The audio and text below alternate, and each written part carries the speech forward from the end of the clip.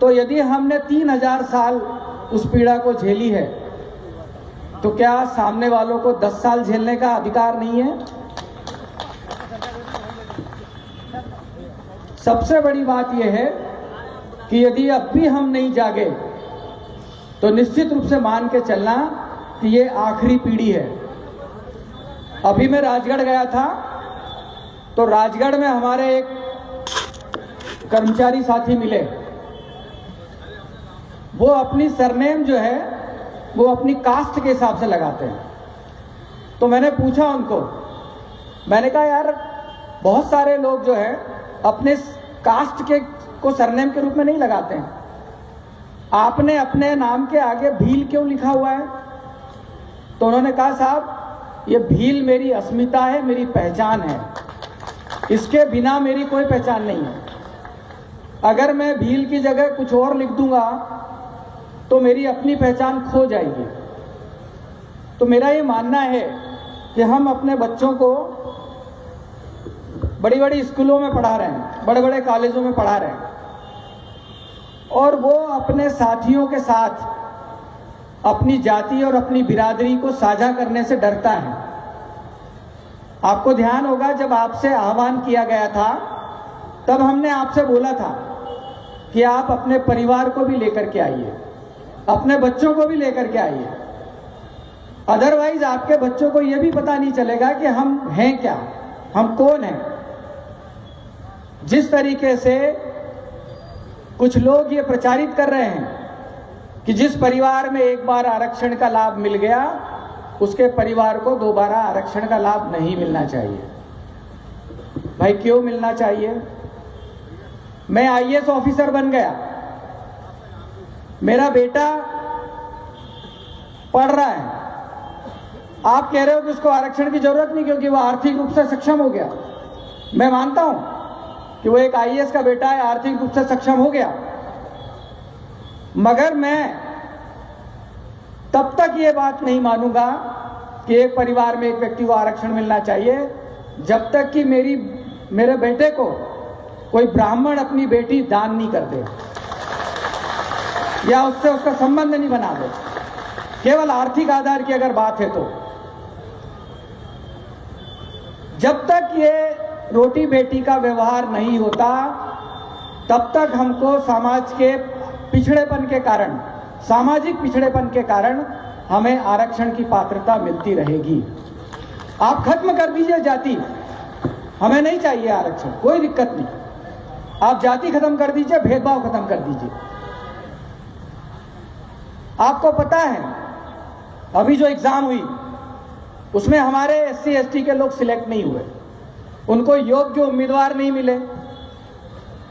हमारे समाज का व्यक्ति ऑल इंडिया सर्विसेज में आईएएस बन सकता है, आईपीएस बन सकता है, राज्य प्रशासनिक सेवा में डिप्टी कलेक्टर बन सकता है, डीएसपी बन सकता है, लेकिन सिविल जज नहीं बन सकता।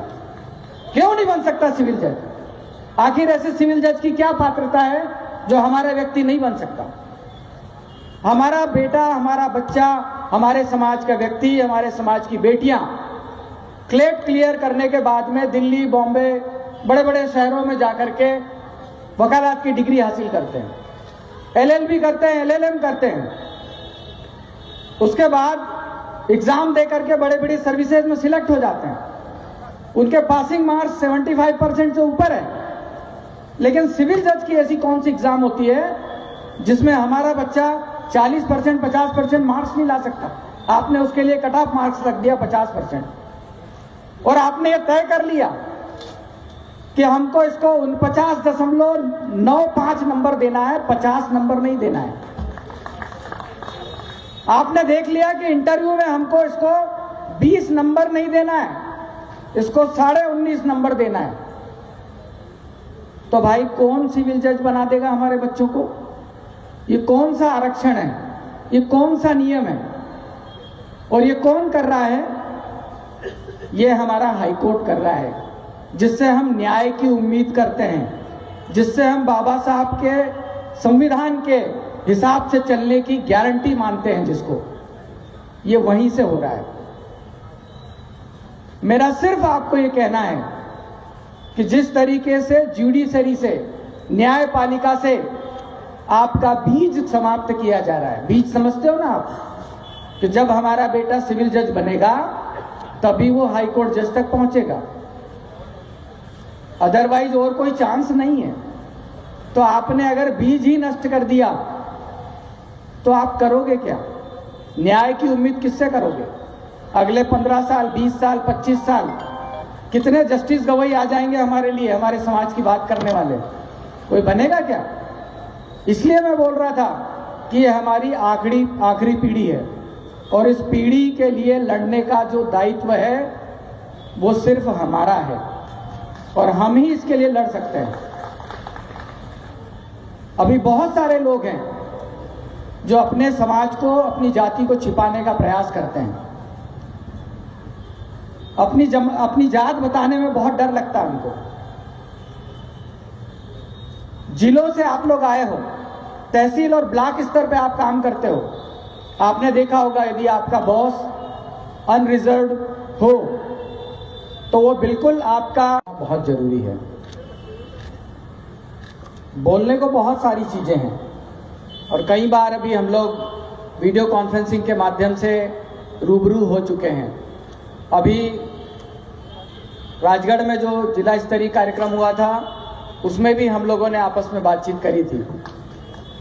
मेरी बातचीत का जो सारांश है वो सारांश यही है कि हमें अपना अस्तित्व कैसे बचाना है, हम अपने अस्तित्व को कैसे बचा सकते हैं। ये बहुत अच्छी बात है कि आदरणीय कंसोटिया सर जी मेरे प्रशासनिक गुरु भी रहे हैं, वो मेरे कलेक्टर भी रहे, वो मेरे कमिश्नर भी रहे और आज मुझे कार्यवाहक अध्यक्ष के रूप में उनके साथ काम करने का, उनके मातहत काम करने का एक बार फिर मौका मिला। जहां तक हम लोगों के जो अस्तित्व की बात है, मैं आपको बताना चाह रहा हूं कि सब कुछ ठीक नहीं चल रहा है। 2016 में जो हमने ताकत दिखाई थी और उस ताकत के बाद हम लोग माई के लाल बन गए थे, आज हमारी स्थिति वैसी बिल्कुल नहीं है। हमें हर तरफ से तोड़ने का प्रयास किया जा रहा है, हर तरफ से। आप जिले में पदाधिकारी बन करके किस तरीके से काम कर रहे होंगे इसका मैं अंदाजा लगा सकता हूं। जब अजाक्स में बड़े बड़े लोगों से बातचीत की गई, उनको कहा गया कि भाई आप कुछ जिम्मेदारी संभालिए, तो हर आदमी अपरिहार्य कारणों और व्यक्तिगत कारणों से अलग हो गया। इन लोगों को हमको पहचानना पड़ेगा कि जब आपको समाज के लिए, संगठन के लिए काम करने का मौका मिला था तब आपके व्यक्तिगत कारण आड़े आए थे, लेकिन यही जब रिटायरमेंट के बाद जब आपके सामने राजनीति में उतरेंगे तब आपके व्यक्तिगत कारण उनके सार्वजनिक जीवन में रोड़ा बनना चाहिए। कई बार ऐसा होता है, कहते हैं हम लोग कि बदले की भावना से काम नहीं करना चाहिए, लेकिन क्या हमारे साथ हमेशा से बदले की भावना से काम नहीं हुआ है? उसको प्रमोशन ना मिले, आरक्षण ना मिले। 2012 में, मैं केवल एक उदाहरण बता रहा हूं कि कैसे कैसे किसी को रोका जाता है। 2012 में एक क्लास 1 ऑफिसर को क्रमोन्नति, वेतन, पदोन्नति मिल रही थी, वो ज्वाइंट डायरेक्टर बनने वाला था। तो सबसे पहले ये कहा गया कि इनकी 2 ACR नहीं मिली है, 2 ACR नहीं मिली, उनकी पदोन्नति रोक दी गई, परिभ्रमण में चली गई फाइल। 2 साल बाद जब उनकी ACR किसी तरीके से उसने पहुंचा करके मिलवाई तो नेक्स्ट, जब तक उसको एक शोकाज नोटिस दे दिया गया नियम 16 के तहत कि क्यों ना आपके विरुद्ध कार्रवाई की जाए।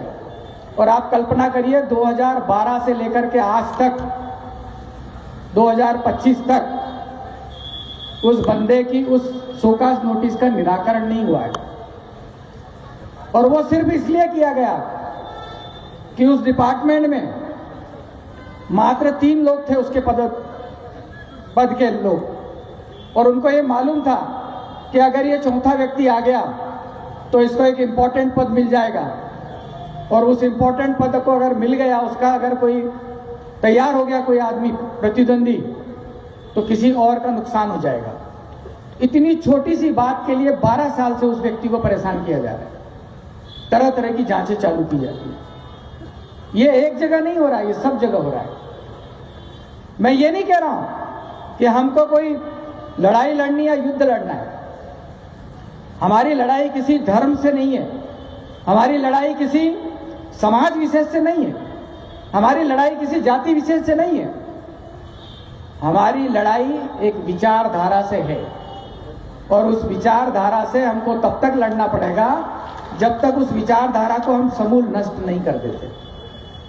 नियम है कि जब भी उनके यहाँ कोई ईद की नमाज पढ़ाई जाती है तो उस दिन वो सारा पैसा अपना ज़कात के रूप में इकट्ठा करते हैं, और लास्ट में बताया जाता है कि आज की नमाज के बाद में इतने हजार रुपये या इतने लाख रुपए उपस्थित, जिसकी जो इच्छा है वो देता है। पुराने जमाने में भी अगर आप राजशाही पद्धति देखोगे तो उसमें भी कहा गया है कि व्यक्ति को अपनी कमाई का 6वां हिस्सा, यानी लगभग 15% के आसपास सामाजिक गतिविधियों में खर्च करना चाहिए, आपकी व्यक्तिगत आवश्यकताओं के अलावा।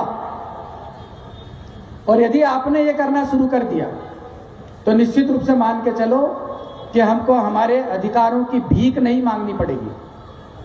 हमारे समाज का प्रभुत्व इतना होगा शासन में, प्रशासन में, राजनीति में, कि हमको हाथ जोड़ने की जरूरत नहीं पड़ेगी। खुद आकर के हमसे पूछा जाएगा कि आपको चाहिए क्या।